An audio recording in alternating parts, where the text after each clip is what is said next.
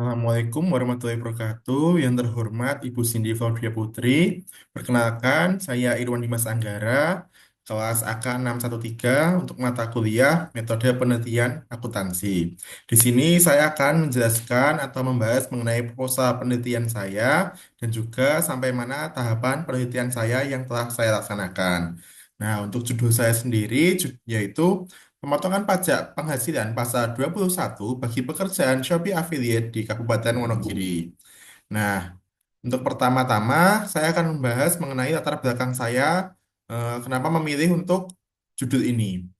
Nah, terdapat beberapa latar belakang alasan saya memilih judul ini, antara lain, dominasi Shopee di Indonesia. Saat ini hampir semua orang di Indonesia itu sudah mengenal yang namanya belanja secara online. Daripada bepergian atau belanja secara offline, pembelian secara online sudah banyak digunakan oleh masyarakat Indonesia. Hal ini terbukti dari Shopee merupakan e-commerce terdepan di Indonesia, mengakui kompetitor lain. Kemudian nilai transaksi gross market value-nya itu tertinggi pada tahun 2022, GMV Shopee mencapai 18,68 miliar US dollar, setara dengan 36% dari total pangsa e-commerce di Indonesia.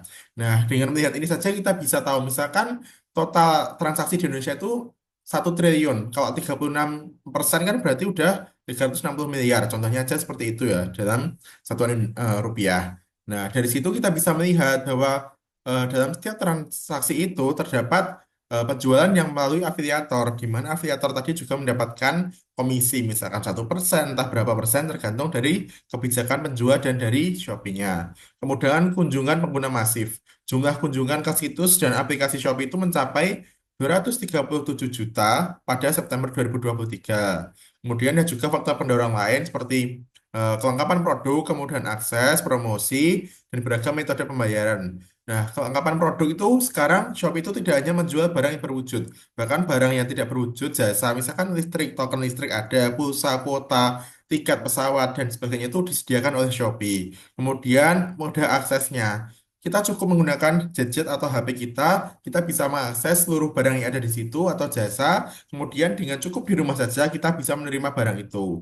Kemudian banyak sekali promosinya. Mulai dari sekarang itu ada Shopee Live, kemudian Shopee Video, dan beragam daya tarik dari mereka, misalkan Shopee Games dan sebagainya, kemudian banyak juga diskon dan pastinya gratis ongkir.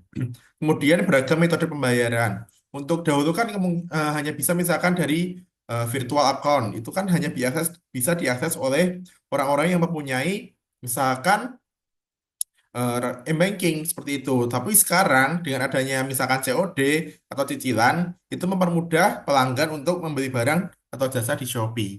Karena dengan COD kan dengan uang cash saja udah bisa. Kemudian untuk cicilan misalkan beli barang yang mahal, masyarakat Indonesia itu bisa membeli barang itu dengan metode cicilan sehingga bisa lebih mudah untuk dibeli. Nah, itu kemudian latar belakangnya itu kita definisikan dulu mengenai apa itu Shopee Affiliate Program, yaitu sebuah program yang mengajak pengguna media sosial untuk mempromosikan produk Shopee dan mendapatkan komisi. Nah, untuk mekanismenya sendiri itu dari link Shopee, kita itu bisa mengambil linknya. Kemudian kita bagikan dari link itu, ketika seseorang itu membeli menggunakan link itu, kita mendapatkan eh, komisi entah berapa persen dari barang yang terjual itu. Misalkan terjual harganya 1 juta, kemudian kita dapat komisi 1%, itu kan berarti kita dapat 10.000. Contohnya seperti itu. Kemudian ini merupakan program jadi salah satu dukungan utama pertumbuhan transaksi dan kunjungan ke Shopee. Bahkan influencer artis yang sudah besar saja, mereka banyak juga yang menggunakan hal ini sebagai sumber penghasilan mereka, yaitu dengan membagikan link, kemudian bisa diakses masyarakat, kemudian bisa membeli dari link itu, kemudian dapat komisi. Nah, kemudian latar belakang selanjutnya yaitu terkait dari potensi penghasilan dan status pajaknya. Misalkan seseorang itu berhasil menjual barang sejumlah 50 juta. Kemudian dia itu dapat komisi 5%. Berarti kan dari 50 juta itu dia dapat 2,5. Contohnya seperti itu, 2,5 juta. Kemudian kita bisa melihat eh, objek pajaknya sesuai UU PPH Tayang 6 tahun 2008. Penghasilan dari Shopee Affiliate itu adalah objek pajak karena merupakan setiap tambahan kemampuan ekonomis. Nilai berapapun itu kan merupakan sebuah penghasilan ya. Itu bisa dianggap sebagai objek pajak Seperti itu. Kemudian status hukum atau status Shopee Affiliate itu dalam perpajakan seperti apa sih? Nah, dalam Per 16 tahun 2016, affiliate itu dikategorikan sebagai bukan pegawai. Lebih tepatnya dia itu sebagai perantara atau pembawa pesanan yang mempertemukan penjual dan pembeli. Karena dia itu membawa link, kemudian link itu dia dibagikan, bahkan ada yang membuat link itu dengan cara membuat review barang itu, kemudian menunjukkan barang seperti ini, sehingga pembeli itu tertarik untuk membeli. Nah, dia berperan sebagai perantara atau pembawa pesanan. Nah, kemudian karena berstatus bukan pegawai, pemotongan pajaknya itu mengikuti aturan PPh pasal 21 untuk kategori itu. Jadi tidak kalau sekarang kan kebanyakan kalau untuk pegawai itu pakai TER ya. Sehingga kalau untuk membawa perantara atau bukan pegawai itu mungkin perlakuannya akan beda. Seperti itu untuk latar belakangnya. Nah, kemudian untuk sejauh ini yang saya ketahui itu dia menggunakan NPPN yaitu dengan 50% dikalikan penghasilan bruto. Nah, yaitu misalkan tidak berkesinambungan itu 17 per 7 pasal 17 UU PPH kalikan 50% kali penghasilan bruto. Kemudian berbagai dengan ini macam-macamnya ada imbalan berkesinambungan, ada yang imbalan berkesinambungan tapi punya penghasilan lain. Jadi setiap penghasilan yang didapatkan itu bisa berbeda perlakuannya karena kondisi wajib pajak masing-masing sendiri. Seperti itu untuk latar belakang yang ini. Nah, selanjutnya terkait rumusan masalah dan tujuan penelitian saya itu apa? Nah, yang pertama itu bagaimana sih pengklasifikasian lapangan usaha bagi Shopee Affiliate dalam administrasi perpajakan? Nah, tadi kan saya jelaskan di awal bahwasanya kalau sejauh ini saya setahunya yaitu sebagai bukan pegawai.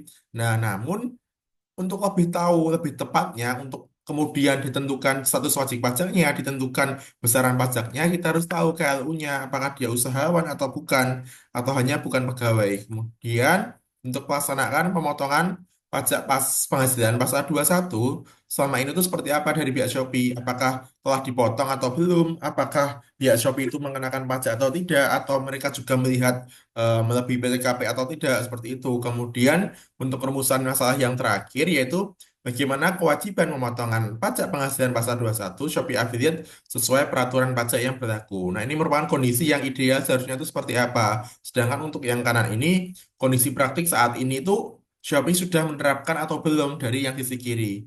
Nah, kalau misalkan belum ya kita tinjau dari sisi kiri ini. Seharusnya seperti apa sih pemotongan pajaknya? Nah, seperti itu untuk rumusan masalah dan tujuan penelitian.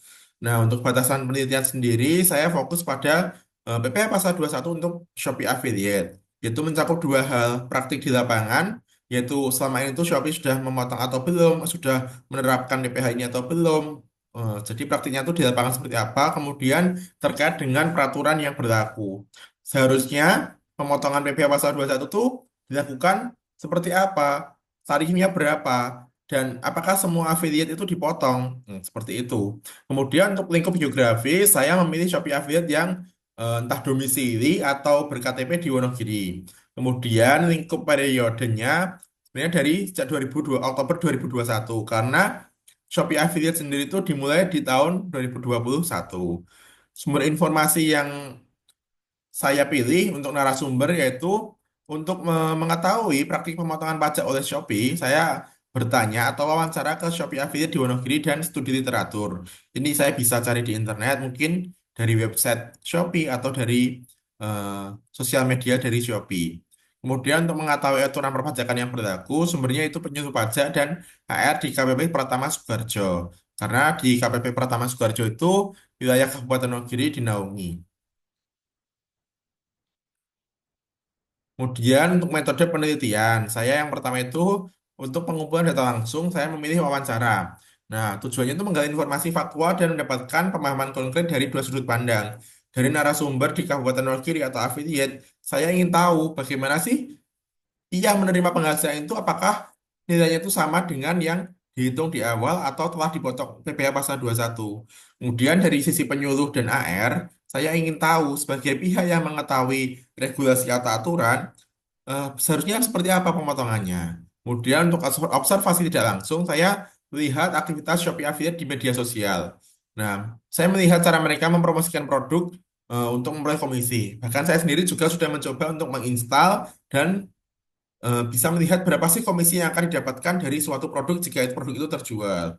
Kemudian pengumpulan data yang tidak langsung, saya memilih untuk studi pustaka, tujuannya untuk menganalisis landasan teori dan hukum, yaitu sumbernya itu dari peraturan perundang-undangan, misalkan UU PPH, dan Per 16, kemudian ada juga Per 55, kurang lebih seperti itu untuk sumber dari peraturan perundang-undangan. Kemudian juga bisa dari sumber ilmiah, dari jurnal terdahulu, artikel, penelitian, dan banyak juga sosial media, Shopee Affiliate, dan juga dari website Shopee. Kemudian dari data-data yang telah terkumpul, saya akan melakukan triangulasi, yaitu memastikan data yang diperoleh valid dan dapat dipercaya. Nah, itu ya dengan cara membandingkan informasi dari Shopee Affiliate dengan informasi dari pihak pajak. Terjadikah kecocokan antara dua pihak tersebut atau terjadi tolak belakang dari data yang dari dua pihak yang berbeda itu? Nah, kemudian untuk landasan metode saya, pendekatan penelitian saya di sini lebih menggunakan pendekatan kualitatif.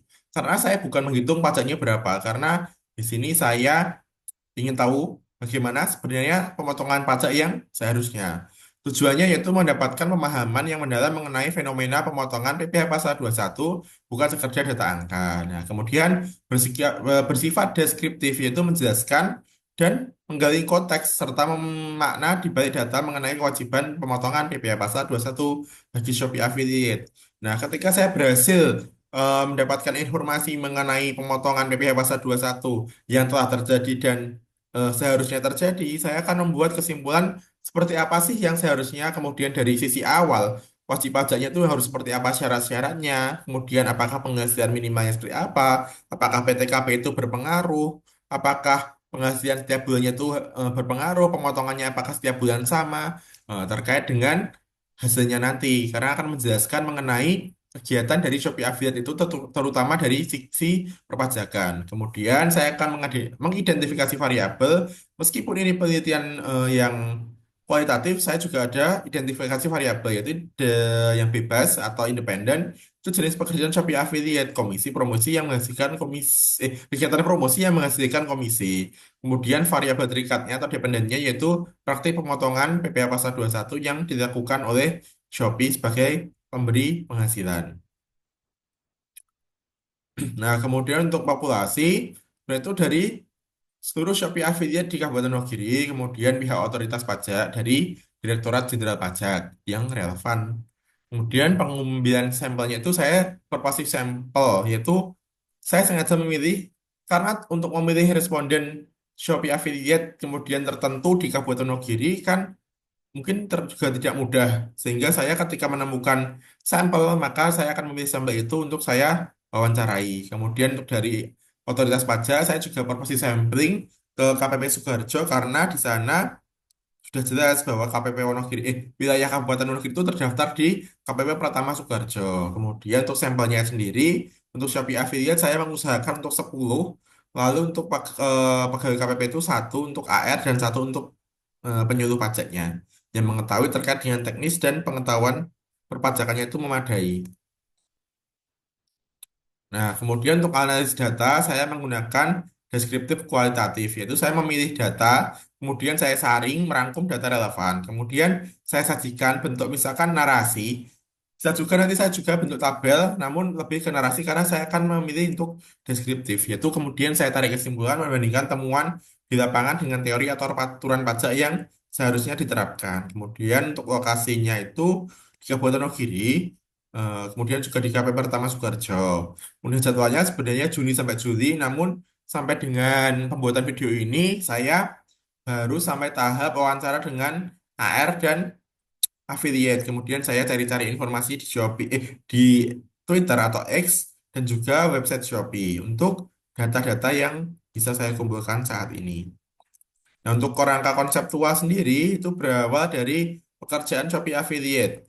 Nah, pekerjaan Shopee itu menghasilkan penghasilan sebagai objek pajak. Ketika muncul objek pajak, wajib pajak itu ditetapkan. Dia itu sebagai wajib pajak. Dia itu sebagai apa sih wajib pajaknya itu? Nah, di sini kalau dilihat di sini dari temuan awal atau hipotesis saya itu dia sebagai bukan pegawai sesuai Per 16 PJ 2016. Kemudian kewajiban pemotongan PPh pasal 21 oleh Shopee. Nah, yang terakhir itu kita evaluasi kesesuaian antara praktik dengan ketentuan perpajakan yang berlaku. Nah, sampai dengan saat ini, beberapa pelaksanaan yang telah saya lakukan yaitu pertama dengan cara wawancara dengan AR. Untuk AR sendiri kemarin belum dengan AR di KW pertama Sukoharjo, namun dengan AR yang saya kenal, yaitu terkait dengan kewajiban oleh Shopee. Seharusnya seperti apa sih? Seharusnya itu penghasilan yang diterima oleh afiliator itu dipotong PP Pasar 21 oleh Shopee dengan metode NPPN atau norma penghitungan penghasilan neto dan menggunakan tarif pasal 17. Sehingga hal ini sesuai dengan hipotesis saya awal mengenai tata cara pemotongannya. Kemudian untuk dengan afiliator sendiri mendapatkan informasi bahwa afiliator itu telah dipotong oleh pihak Shopee. Namun afiliator sendiri tidak tahu berapa sih yang dipotong dan bagaimana penghitungannya. Mungkin tarifnya berapa persen, mereka tidak paham.